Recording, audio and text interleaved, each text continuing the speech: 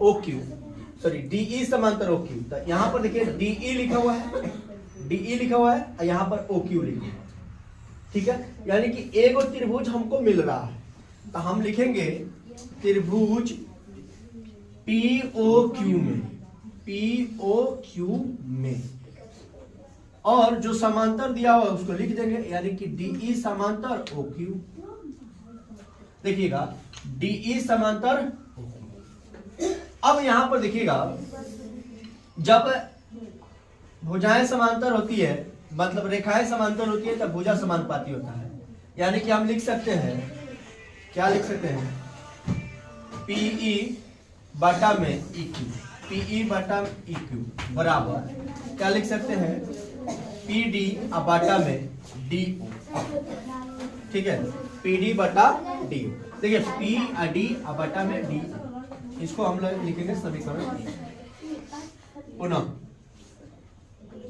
यहां पर अब देखिए दूसरा डी एफ बटा ओ आर, देखिए यहां पर डी और यहां पर एफ, यहां पर ओ और यहां पर आर। इस प्रकार हमें एक त्रिभुज मिल गया, यानी कि त्रिभुज क्या मिल गया, पी ओ आर में, ठीक है।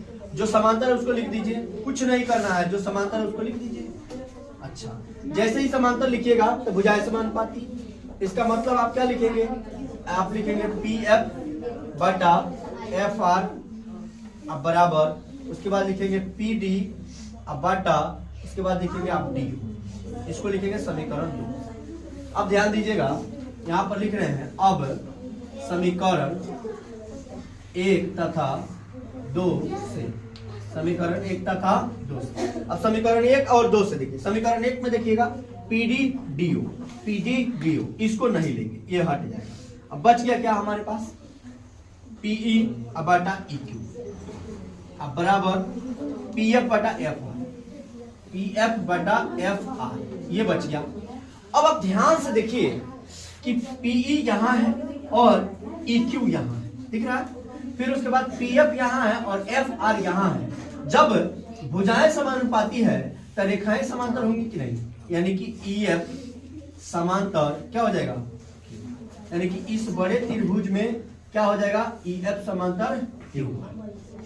क्लियर है, समझ में आ रहा है, यानी कि ई एफ समांतर क्यू है। देखिए ये थ्योरम 6.2 है, प्रमेय प्रमेय